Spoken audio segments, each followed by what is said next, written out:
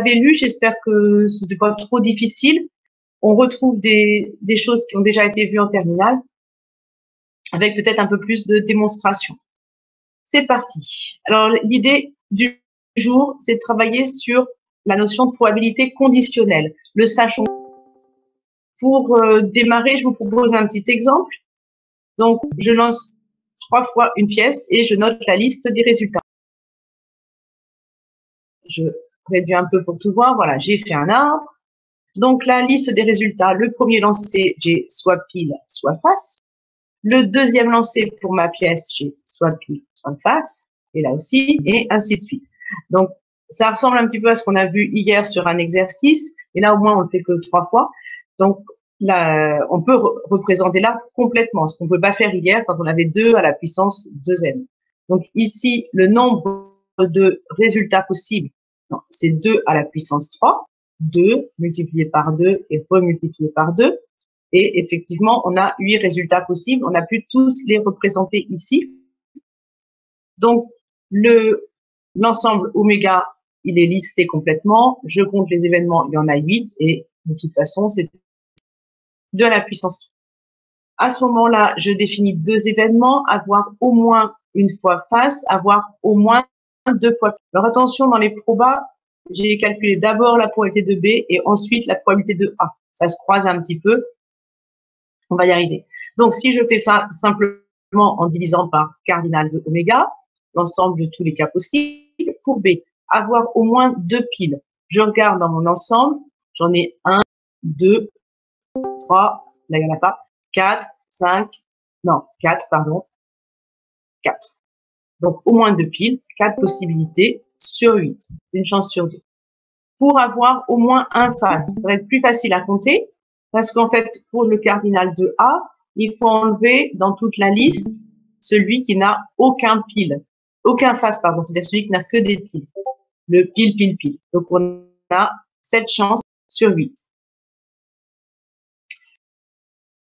Alors, maintenant qu'on a calculé ces 2 probabilités, donc la probabilité d'avoir au moins un face et la probabilité d'avoir au moins 2 piles, on veut calculer la probabilité de A, mais sachant B, d'avoir un face, sachant qu'on a 2 piles, au moins. Alors, c'est parti. C'est parti. Pour ça, on va modifier l'univers sur lequel on va travailler. Puisqu'on part en travaillant, sachant qu'on a au moins 2 piles, je vais travailler dans un univers modifié qui en fait est B. Je l'appelle oméga prime pour dire que c'est un univers, mais en fait, c'est l'ensemble B. Le fait d'avoir déjà au moins 2 piles. Donc, il y a 4 possibilités. Dans cet univers-là, on va déterminer l'ensemble A', donc celui qui est modifié dans la situation, c'est-à-dire en fait A inter B. C'est donc A' au moins une face, sachant qu'on a déjà 2 piles. Ce qui va un petit peu limiter, puisqu'on est obligé finalement au moins une face, sachant qu'on a déjà 2 piles. Ça veut dire que c'est que des événements qui contiennent 2 piles et une. Donc on a 3 possibilités ici pour déterminer A'. Et A', en fait, c'est A inter. Ce qui fait que quand on va calculer la probabilité de A, sachant que B est réalisé, si je travaille en équiprobabilité cardinale de A' sur cardinal de oméga', ça fait cardinal de A inter B sur cardinal de B. 3 quarts. Donc 3 chances sur 4 d'avoir, sur les 4 possibilités ici, d'avoir, on a dit, un face, sachant qu'on avait 2 piles.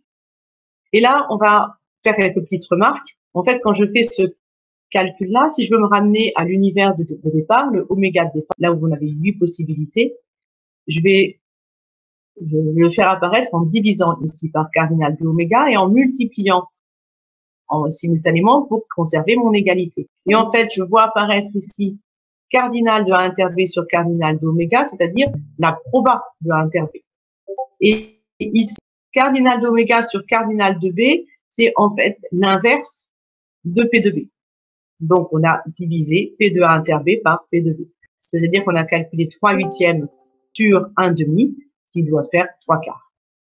Donc, deux façons de le voir. Soit une méthode directe, en modifiant l'univers, soit par le calcul, en calculant P de A inter B sur P de B. On va arriver maintenant à la définition théorique, hein, sans repasser par cet exemple. On va généraliser tout ça. Là, en prenant B, un événement de probabilité non nulle, donc un événement qui se réalise réellement, on va déterminer la probabilité conditionnelle de A sachant B. C'est pour ça qu'on ne prend pas un événement qui ne se réalise pas. Donc cette probabilité, on la note la proba sachant B de A, ou alors la proba de A sachant B. Et on la calcule, P de A inter B sur P de B. Ça, c'est la définition. Donc ça, c'est la définition, et on voit qu'il y a une cohérence par rapport au calcul qu'on a fait précédemment. Alors, attention, cette notation-là, alors elle est peut-être plus pratique parce que ça évite l'écueil de croire que A sachant B est un événement. On vous dit A sachant B n'est pas un événement, c'est simplement on a modifié, l'événement c'est A, B en est un aussi, et on modifie la probabilité. En fait, on change de probabilité. On sait que sur un univers, il y a plusieurs probabilités possibles. Donc là, c'est la probabilité sachant B. Donc ce qu'on modifie, c'est vraiment la proba elle-même. Ça, c'est une notation, mais qui peut être pratique dans certains calculs, mais qui peut être trompeuse parce qu'on peut avoir l'impression qu'on prend l'événement A sachant B, ce qui n'est pas le cas. Bien, quelques propriétés de cette probabilité conditionnelle. La première chose, c'est que c'est une probabilité. C'est une probabilité au sens de la définition qu'on a vue dans le cours précédent, c'est-à-dire, on va rappeler comme ça la définition d'une probabilité. C'est une application qui est définie sur l'ensemble des événements P de oméga et à valeur dans 0,1. Donc, on va démontrer tout ça avec quelques propriétés, l'axiome 1 et l'axiome 2. Donc déjà, dire que c'est une application, bah, pas de problème. On est sur P de oméga, oui, puisqu'on prend n'importe quel événement A et on peut calculer la proba conditionnelle. Ça, il n'y a pas de souci avec la formule qui est encore au-dessus. Maintenant, je veux bien vérifier que le résultat est un nombre entre 0 et 1. Comme c'est un quotient de deux nombres positifs, forcément, ça va être positif. Donc, P de A inter B, c'est positif. P de B, c'est positif aussi. Avec, en plus, l'inégalité qui est précisée là, puisque A inter B, c'est contenu dans B. Et ça fait partie des propriétés qu'on a vues dans le cours précédent. Donc, la proba de A inter B va être plus petite que la proba.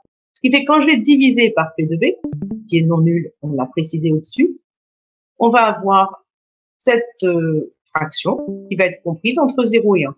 Ce qui signifie que la proba de A sachant B est compris entre 0 et 1. Donc déjà, l'application ici, tout est bien vérifié et on va bien de P d'oméga dans 0. Maintenant, les axiomes. Les deux axiomes à vérifier pour avoir une probabilité, c'est déjà que la probabilité de oméga doit être égale à 1. Donc, je calcule la probabilité de oméga, mais ça, je prends la définition, c'est la proba de l'intersection sur P de B. Mais comme B est un sous-ensemble d'oméga, ça fait P de B sur P de B, donc ça fait 1.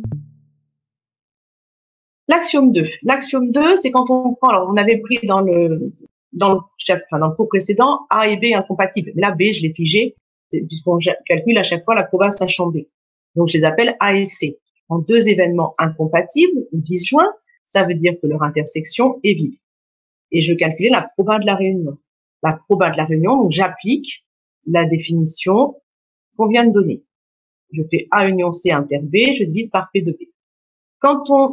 Alors ça, c'est des choses qu'on a vues en début d'année sur les ensembles. Quand on a A union C, le tout inter B, ça peut se développer. Il suffit de prendre A inter B et de recomposer avec A inter C. On prend la réunion de ces deux ensembles-là. Et là, on constate en haut que l'ensemble A inter B et l'ensemble C inter B sont disjoints, puisque A et C sont disjoints. Donc, quand je recoupe avec B, ça l'est encore plus. Donc, finalement, la proba de la réunion, c'est la somme des deux probas.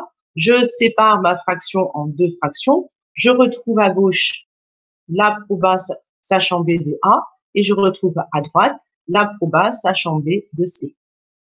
Voilà pour cette démonstration. Donc, il s'agit bien d'une probabilité, la probabilité conditionnelle. Heureusement, parce que vu le nom qu'on lui avait donné, ça aurait été dommage que ce soit pas une probabilité. Alors, comme c'est une probabilité, elle vérifie les propriétés générales d'une probabilité, en particulier celles qui concernent les événements complémentaires. Donc, les événements contraires. Si je prends un événement A et son contraire A bar, la proba sachant B de A et la proba sachant B de A bar, quand je les ajoute, ça fait toujours 1. Parce que ça se déduit des actions. Alors, une autre propriété des probabilités conditionnelles, si je prends cette fois-ci deux événements A et B, deux probas non nulles, je peux définir la proba sachant B, mais aussi la proba sachant A. Il y a deux probas conditionnelles, potentiellement. Donc, quand je veux prendre la proba de l'intersection, je peux utiliser la proba sachant B. Donc, la première égalité ici, elle provient de la définition. Je remonte un petit peu. La définition qui est là.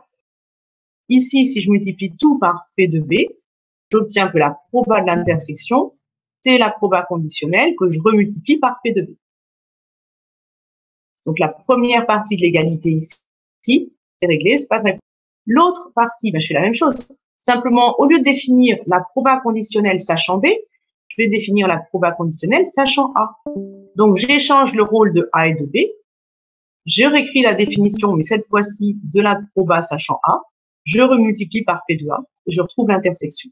Ce qui fait que quand on a une proba d'intersection à calculer, on essaiera de s'appuyer sur l'une des deux probabilités conditionnelles, la plus facile. Il y en a toujours une des deux qui est facile à calculer, ou moins dure que l'autre. Et finalement, c'est plus facile de déterminer une proba conditionnelle directement. Ensuite, en multipliant, on va obtenir la proba de l'intersection, plutôt que de calculer directement la proba de l'intersection.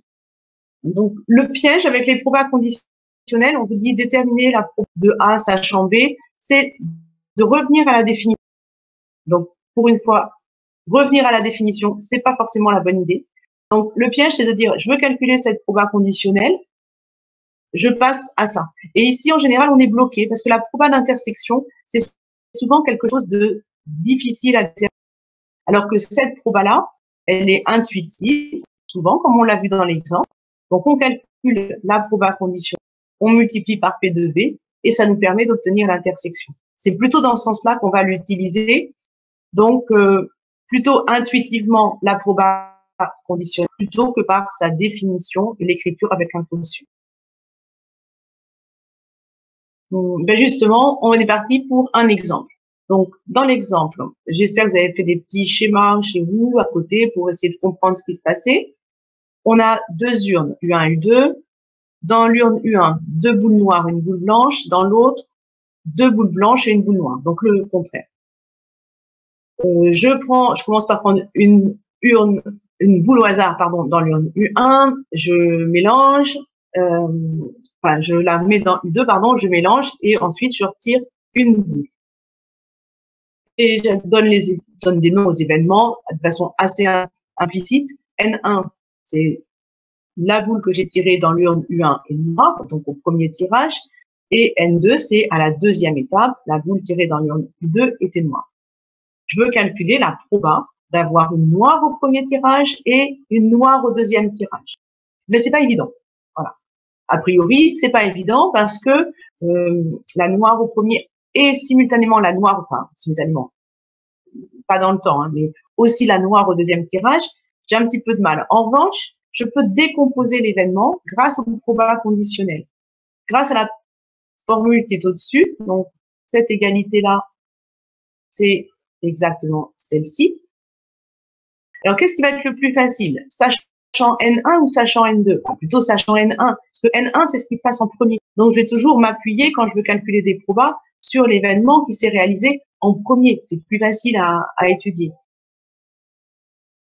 Donc, je vais calculer la proba d'avoir une noire au premier tirage, puis, sachant qu'on a une noire, regardez quelle est la proba d'avoir une noire au deuxième tirage. Une noire au premier tirage, on a deux boules noires sur 3, donc 2 chances sur 3. Maintenant, sachant que j'ai eu une noire, que je la mets dans l'urne U2. Dans l'urne U2, j'ai maintenant 2 boules blanches et 2 boules noires. Donc, la proba d'avoir une noire, c'est 2 chances sur 4. Quand je simplifie cette fraction, j'obtiens 1 chance sur 3. Donc, ça, c'est la proba de l'intersection. Et c'était pas intuitif de trouver directement la proba de l'intersection. Donc, ça, c'est vraiment la remarque qui est au-dessus. On calcule les probas conditionnels, on fait une multiplication, ça nous permet de déterminer la proba de l'intersection. On va généraliser ça dans le paragraphe suivant où on va étudier les 3 grandes formules qu'il faut connaître sur les probas conditionnels. La première, c'est justement la formule des probabilités composées, qui est en fait une généralisation de l'expression qui est au-dessus. Au lieu de prendre 2 événements, je vais en prendre 3, 4, 5, n. Donc, je m'intéresse à des événements qui se réalisent vraiment, donc qui ont des probas de réalisation non nulles, et en particulier l'intersection qui m'intéresse. Il faut qu'elle se réalise vraiment, qu'elle ait une proba de réalisation non nulle. Alors, la proba de A1 et A2, etc. et AN, c'est très, très intuitif. On calcule d'abord la proba de l'événement A1, puis la proba de A2, sachant que A1 est réalisé. C'est ce qu'on a fait tout à l'heure, là au-dessus, sauf que c'était des N. Et puis, on va continuer. La proba de A3, sachant que les 2 précédents sont réalisés, et pas à pas, de proche en proche, on va arriver à la proba de l'événement AN, sachant que tous les précédents sont réalisés.